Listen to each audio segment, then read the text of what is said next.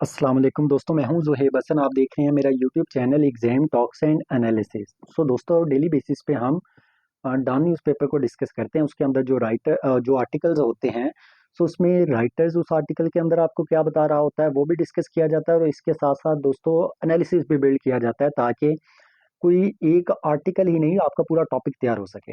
दोस्तों, इसके अलावा एक बात और करता चलूँ। अगर कोई बच्चा मुकाबले के इम्तिहान की तैयारी करना चाहता है, सीएसएस, पीएमएस, पीपीएससी, एफपीएससी की ऑनलाइन तैयारी करना चाहता है, तो हम ऑनलाइन प्लेटफॉर्म को भी रन कर रहे हैं, जिसमें बच्चों को बिल्कुल अफोर्डेबल फीस में उन्हें तमाम सब्जेक्ट्स की तैयारी करवाई जाती है। दोस्तों, चलते हैं अपने एडिटोरियल के पहले आर्टिकल पे, जो कि हमारा आज का 3 जुलाई का यानी कि 2025 का डॉन न्यूज़पेपर है। उसमें दोस्तों पहला हमारा एडिटोरियल का टॉपिक है लेटर फ्रॉम जेल। देखते हैं इसके अंदर क्या डिस्कस किया जाएगा। दोस्तों, ये पूरा एक यानी कि आर्टिकल ही नहीं, पूरा टॉपिक इंशाल्लाह आपका प्रिपेयर होगा जब आप इसको स्टडी करेंगे। देखते हैं क्या है। इंट्रोडक्शन देखते हैं कि इस आर्टिकल के अंदर हम पढ़ेंगे क्या। दोस्तों, वो कहता है पॉलिटिकल टेंशन्स बहुत ज़्यादा है पाकिस्तान के अंदर, लेकिन इसके बावजूद कुछ वॉइसेस ऐसी हैं पीटीआई के अंदर, यानी कि पाकिस्तान तहरीक इंसाफ के अंदर, जो अभी भी डायलॉग चाहती हैं, जो अभी भी कंप्रोमाइज़ करना चाहती हैं। वो नहीं चाहती कि एजिटेशन हो या कन्फ्रंटेशन की जाए। दोस्तों, ये सिर्फ इंट्रोडक्शन है कि हम इस आर्टिकल के अंदर पढ़ने क्या जा रहे हैं, आगे उसकी डिटेल पढ़ेंगे। इसके अलावा दोस्तों देखते हैं कि रिसेंटली पीटीआई के जो सीनियर लीडर्स हैं, जो अभी भी जेल में है, तकरीबन 2 साल से वो 9 मई के केसेस में उन्हें जेल में रखा गया है, वो अभी भी जेल में है। उन्होंने वहां से जो पीटीआई के चेयरमैन है इमरान खान, उसे लेटर लिखा है और उन्हें कहा है कि वो इस मसले का हल पॉलिटिकली यानी कि अप्रोच के जरिए इस मसले का हल निकाला जाए। दोस्तों देखते हैं कि इस आर्टिकल के अंदर ये बेसिकली हमने डिस्कस करना है। अब इसकी डिटेल में चलते हैं, देखते हैं कि किसने लेटर लिखा है सबसे पहले। दोस्तों, लेटर जो है वो कोट लखपत जेल से लिखा गया है। कहाँ पे है कोट लखपत जेल? ये लाहौर में है। जिसमें इमरान खान को ये एडवाइस की गई है कि वो पहले पॉलिटिकल पार्टीज के साथ डायलॉग करें, क्योंकि इमरान खान ये कह रहे हैं कि हमने डायलॉग पॉलिटिकल पार्टी से नहीं, हमने एस्टेब्लिशमेंट से करने हैं, क्योंकि पीटीआई कहती है कि जो पावर है वो तो एस्टेब्लिशमेंट के पास है, फैसले तो एस्टेब्लिशमेंट ने करने हैं, तो हम क्यों इन लोगों से आके मज़ाकरत करें। लेकिन जो लोग जेल में हैं उनका ये कहना है कि आप कहीं से आगाज़ तो करें, कि एस्टेब्लिशमेंट कह रही है कि आप सिर्फ अगर मज़ाकरत करना चाहते हैं तो पॉलिटिकल पार्टी से करें, तो आप कहीं से कोई मसले का हल निकालने की कोशिश तो करें। इसलिए वो कहते हैं कि आप ये ना कहें कि हमने मिलिट्री एस्टेब्लिशमेंट से ही करनी है, आपको पहले पॉलिटिकल पार्टी से ही मुज़ाकरात का आगाज़ करना चाहिए। अब दोस्तों, कौन से लीडर्स हैं जिन्होंने ये खत लिखा है? उसमें शाह महमूद कुरैशी, आपको पता है कि ये पीटीआई के वाइस चेयरमैन भी है, मुल्तान से बिलोंग करते हैं। सेनेटर एजाज चौधरी, डॉक्टर यास्मीन राशिद, और उमर सरफराज चीमा और मियां महमूद रशीद। दोस्तों, ये सीनियर मेंबर्स भी हैं पीटीआई के, जो कि 9 मई के केसेस की वजह से 2 साल से तकरीबन जेल में हैं। दोस्तों, इसमें राइटर कहता है कि कुछ डाउट्स और क्वेश्चंस भी हैं इस लेटर के बारे में। वो क्या? वो कहता है कुछ क्वेश्चंस ये रेज होते हैं कि ये लेटर जो है ये लिखा किसने है, क्योंकि ये बंदे तो जेल में है, लेटर किसने लिख दिया वहां पे। दूसरी चीज ये कि ये इस पे सबके साइन कैसे हो गए हैं, क्योंकि ये तो सब अलग अलग सेल में है। ये जो इतने लोगों ने जिन्होंने सबने मिल के यानी कि लेटर लिख दिया है, इन सब ने साइन कैसे कर दिए हैं। लेकिन वो कहते हैं चलें, अगर आपको शक भी है, लेकिन ये है कि ये काम जरूर होना चाहिए, ये रीजनेबल लगता है। ये काम इस पे फोकस करना चाहिए पीटीआई की यानी कि पार्टी को। दोस्तों देखते हैं कि बैकग्राउंड और पॉलिटिकल कंटेक्स्ट कंटेक्स्ट क्या है इसके पीछे। दोस्तों, पीटीआई लीडर्स और जो सपोर्टर्स हैं, वो जो करंट गवर्नमेंट है वो इससे फ्रस्ट्रेटेड है, क्योंकि वो ये कहते हैं कि ये जो गवर्नमेंट है, ये गवर्नमेंट तो यानी कि अवाम की वजह से तो आई नहीं हुई, इससे तो एस्टेब्लिशमेंट लेके आई हुई है। वो कहते हैं कि वोट तो पीटीआई की हुकूमत को पड़ा, पीटीआई के लोगों को पड़ा है। पीटीआई को हुकूमत करनी चाहिए थी। इसलिए लोग जो हैं पीटीआई के लीडर्स और जो पीटीआई के सपोर्टर्स हैं, वो फ्रस्ट्रेटेड हैं करंट गवर्नमेंट से। लेकिन राइटर के मुताबिक पीटीआई को ये चीज़ अंडरस्टैंड करने की ज़रूरत है कि जो भी बड़ी मेजर पॉलिटिकल पार्टीज रही हैं पाकिस्तान में, उसने किसी न किसी मौके पे जाके जबर को फेस ज़रूर किया है, वो एस्टेब्लिशमेंट की तरफ से हो, उससे फेस इन चीज़ों को ज़रूर करना पड़ा। आप देखें, पीपल पार्टी पे मुश्किल टाइम आया तो जुल्फ़िकार अली भुट्टो को फांसी यानी कि लटका दिया गया। नवाज शरीफ पे जब मुश्किल टाइम आया तो उसे भी जला वतन कर दिया गया। मतलब ये कि मुश्किल टाइम ज़रूर आता है, उसके बाद डीलें वगैरह होती हैं, वो सब कुछ होता है। लेकिन राइटर ये बताता है कि ये टाइम सब पे आता है।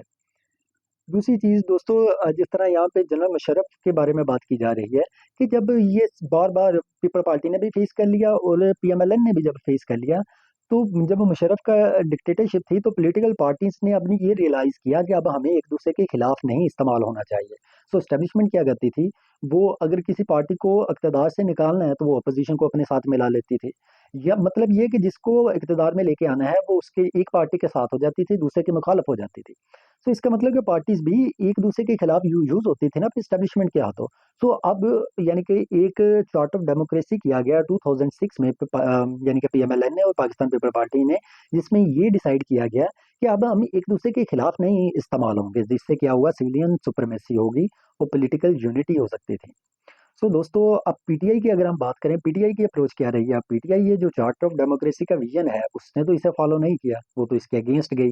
सो उसका रिजल्ट क्या निकला, अब जब पीटीआई पावर से बाहर हो गई है तो अब जो वो कहता है कि जो टेबल है वो टर्न हो चुका है।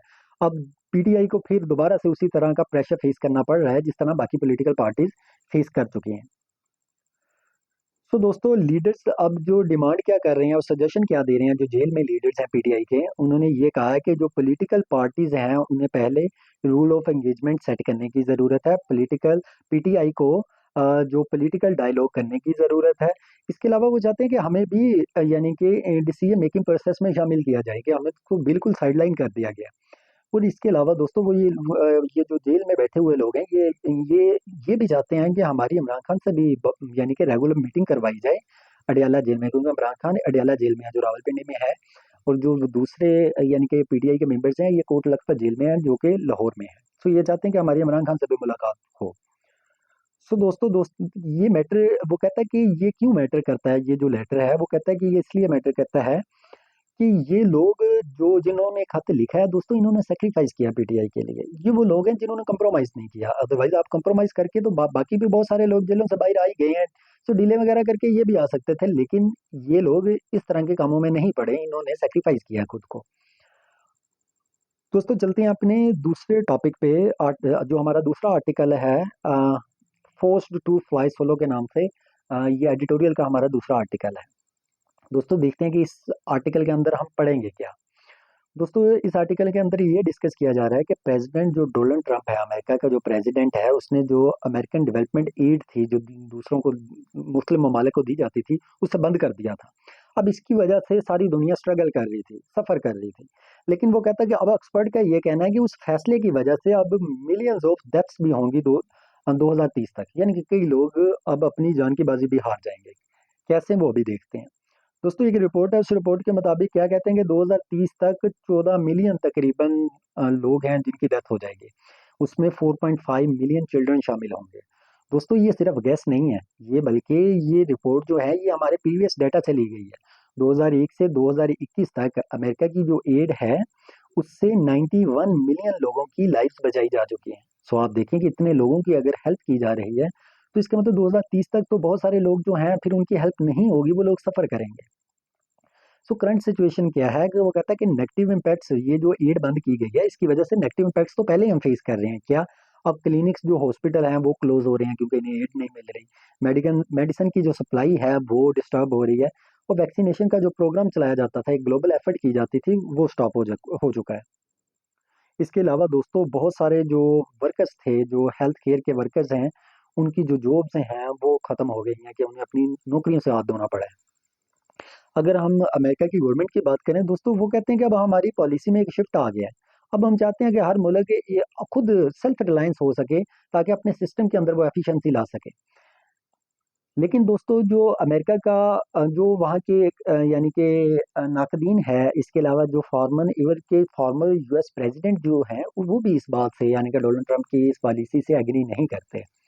सो इम्पैक्ट किन किन कंट्रीज पे पड़ते हैं, अगर हम इम्पैक्ट्स की बात करें तो दोस्तों, जाहिर सी बात है जो डेवलपिंग कंट्रीज हैं वो, उन्हें ज़्यादा इम्पैक्ट ये फेस करना पड़ेगा। साउथ सूडान हो वो, या इसके अलावा बांग्लादेश हो, डेमोक्रेटिक रिपब्लिक ऑफ कॉन्गो हो, यूक्रेन यूक्रेन की तो रशिया के साथ पहले जंग लगी हुई है, वो फूड शेल्टर हेल्थ सर्विस को पहले बहुत बुरी तरह से इफेक्ट हो चुका है। सो अब अगर इसकी एड भी बंद होगी तो ये कितना बुरी तरह से इफेक्ट होगा। सो दोस्तों, इसके अलावा भी दूसरे कंट्रीज ने भी जो ग्लोबल एड थी वो खत्म कर दिया या कट कर दिया। यूके ने देखें 40% रिडक्शन कर दिया एड में, फ्रांस 37% इसने भी रिडक्शन कर दिया, नीदरलैंड ने 30%, बेल्जियम ने 25%। सो दूसरे ममालिक भी, ये वो ममालिक जो यानी कि डेवलप्ड कंट्रीज थे, ये दूसरों को एड देते थे, उन्होंने भी अपनी एड में रिडक्शन कर दिया। सो दोस्तों अब रिपोर्ट क्या हमें बताती है कि 9% टू 17% तक, यानी कि 2025 तक ड्रॉप हो सकता है डेवलपमेंट एड में। जो ग्लोबल डेवलपमेंट एड है उसमें इस हद तक गिराव देखा जा सकता है 2025 में। सो पॉसिबल कंसिक्वेंसेस क्या होंगे अगर ये कट्स, यानी कि अगर ये जो एड है इसे बहाल नहीं किया जाता, तो दोस्तों क्या होता है कि इस एड की वजह से चाइल्ड के बच्चों की जो प्रोटेक्शन की जाती थी उस वो डिस्ट्रॉय होगी, मैटरनल हेल्थ बुरी तरह अफेक्ट होगी, डिजीज प्रिवेंशन नहीं होंगे, फूड सिक्योरिटी का मसला होगा। सो हमें क्या करने की ज़रूरत है? राइटर ये कहता है कि हमें इस एड को ख़त्म करने की बजाय बल्कि जो डेवलप्ड कंट्रीज़ हैं उन्हें चाहिए कि वो फंडिंग को मज़ीद बढ़ाए, डब्ल्यूएचओ को स्ट्रेंथन करे और एक ग्लोबल हेल्थ फंड कायम किया जाए जहाँ से जब किसी को ज़रूरत हो उस फंड से उन्हें पैसे दिए जाएँ। और वो जो यानी कि फंड कायम किया जाए वो बिल्कुल पॉलिटिकल डिसीजन से उन्हें प्रोटेक्ट किया जाए। ऐसा ना हो कि आप जिन ममालिक के हक में हैं उन्हें पैसे दे दें और दूसरों को, यानी कि इसमें ये भी सियासत की नज़र ना कर दें। पाकिस्तान सिचुएशन की राइटर बात करता है दोस्तों। राइटर कहता है कि पाकिस्तान को भी अपनी फॉरेन एड पे डिपेंडेंस को अब कम करने की ज़रूरत है। उसे हेल्थ सिस्टम को स्ट्रॉन्ग और इंडिपेंडेंट बनाने की ज़रूरत है। क्योंकि अब हर कंट्री को खुद ही मैनेज करना है, क्योंकि अब पैसे तो है नहीं, लोग तो दुनिया तो पैसे नहीं देगी, सो खुद ही करना है। तो अब आपको ये सारे स्टेप लेने की ज़रूरत है। दोस्तों एडिटोरियल का लास्ट आर्टिकल है हमारा यूनाइटेड नेशन पैरालाइजेस के नाम से। दोस्तों देखते हैं इस आर्टिकल के अंदर हम पढ़ेंगे क्या। इंट्रोडक्शन में हम ये देखते होते हैं कि इस आर्टिकल में पढ़ेंगे क्या, बाकी जो है वो डिटेल है इस आर्टिकल की। दोस्तों गजा के अंदर इसराइल के अटैक की वजह से बहुत ज़्यादा लोगों को मारा जा चुका है, शहीद किया जा चुका है। आप देखें 56 मोर देन 56,000 लोगों को वहाँ पे शहीद किया जा चुका है, जिसमें बहुत बड़ी तादाद बच्चों की शामिल है। लेकिन यूनाइटेड नेशन देखें आप किस तरह से इस वायलेंस को रोकने में नाकाम रहा है। दोस्तों यूनाइटेड नेशन से पहले लीग ऑफ नेशन थी, जो वर्ल्ड वार वन हुई उसके बाद वो बनाई गई थी ताकि दोबारा ना जंगे लगें। लेकिन वर्ल्ड वार टू लगी तो इसका मतलब उसका भी रोल खत्म हो गया, तो उसे खत्म किया गया, दोबारा से यूनाइटेड नेशन बनाई गई कि अब ना जंगे लगें।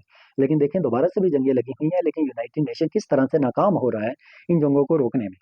अब पाकिस्तान का जो परमानेंट रिप्रेजेंटेटिव है यूनाइटेड नेशन में, जिसका नाम है आसिम इफ्तिखार अहमद, उसने यूनाइटेड सिक्योरिटी काउंसिल को क्रिटिसाइज किया है कि वो किस तरह से साइलेंट, यानी कि खामोश हुआ पड़ा है, वो इस जंग को रोकने के लिए कुछ नहीं कर रहा। दोस्तों यूनाइटेड नेशन किस तरह से फेल हुआ है ग्लोबल कॉन्फ्लिक्ट्स में, आप देखें यूक्रेन वार अभी भी लगी हुई है, रशिया का, यानी कि रशिया और यूक्रेन के दरमियान जंग जारी है। इंडिया ने अटैक किया पाकिस्तान में, यूनाइटेड नेशन ने तो कुछ नहीं किया, वो तो अमेरिका की इन्वॉल्वमेंट की वजह से जंग रुकी है। इसराइल ने अटैक किया ईरान पे, ये भी यानी कि इन्होंने बायलैटरल या मल्टीलैटरल एग्रीमेंट्स हुए हैं तो ये मामला कंट्रोल में आया। अदरवाइज यूनाइटेड नेशन ने तो कुछ नहीं किया, उसने तो इस मामले को इग्नोर ही किया। सो देखें कि जिस मकसद के लिए यूनाइटेड नेशन बनाई गई थी वो मकसद वो भी पूरा नहीं हो पा रहा। सो दोस्तों ये क्यों ग्लोबल ऑर्डर जो है वो कोलैप्स कर रहा है, उसमें मेजर वजह यूनाइटेड स्टेट है और यूरोपियन अलाइज है। दोस्तों ये क्या करते हैं, ये अपने मफाद के लिए कोई इस तरह का, यानी कि अगर इसराइल फॉर एग्जांपल अलाई है अब अमेरिका का, अब अमेरिका ने उसको यहाँ पे प्रोटेक्ट करना है, कोई भी अगर यूनाइटेड नेशन में कोई रेजोल्यूशन इसराइल के खिलाफ या जंग को रोकने के लिए आएगी तो अमेरिका क्या करता है, उसको वीटो कर देता है। तो इस वजह से वो कहता है कि ये जो पावरफुल कंट्रीज हैं ये बेसिकली सिस्टम के अंदर फेयरनेस आने ही नहीं देते कि सिस्टम में फेयरनेस आ जाए, जो सबसे बड़ा मसला है। तो दोस्तों वे फॉरवर्ड की बात करते हैं कि आगे करने की क्या ज़रूरत है। दोस्तों वो कहता है कि हमें ग्लोबल ऑर्डर को रिस्टोर करने की ज़रूरत है। रूल्स जो बनाने चाहिए वो सबके लिए इक्वल होने चाहिए सारे कंट्रीज पे। ऐसा नहीं है कि डेवलपिंग के लिए और डेवलप्ड के लिए और, अगर ऐसा होगा तो फिर ये मसले मसाइल जारी रहेंगे।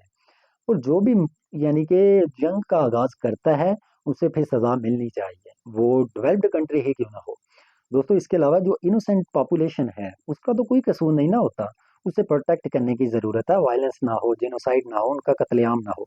सो डबल स्टैंडर्ड जो है वो दोस्तों वो राइटर कहता है वो एक्सपोज हो चुके हैं कि रशिया जब अटैक करता है यूक्रेन पे तो कहा जाता है कि ये यूक्रेन की फ्रीडम पे अटैक किया गया।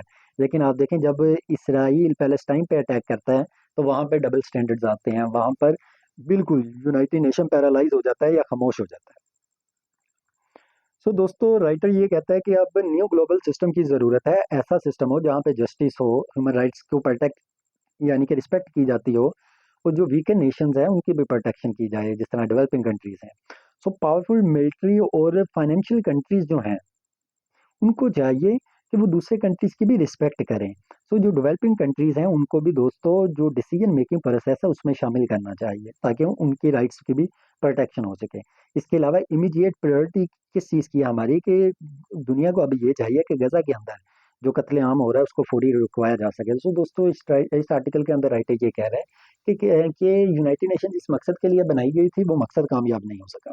सो दोस्तों अगर आपको मेरी वीडियो पसंद आई हो तो इसे सब्सक्राइब लाजमी कीजिएगा। हम डेली बेसिस पे डॉन न्यूज़पेपर को कवर करते हैं ताकि आपका करंट अफेयर, पाकिस्तान अफेयर, ऐसे का टॉपिक आपके कवर हो सकें। थैंक यू सो मच, अपना ख्याल रखिएगा। अल्लाह हाफिज़।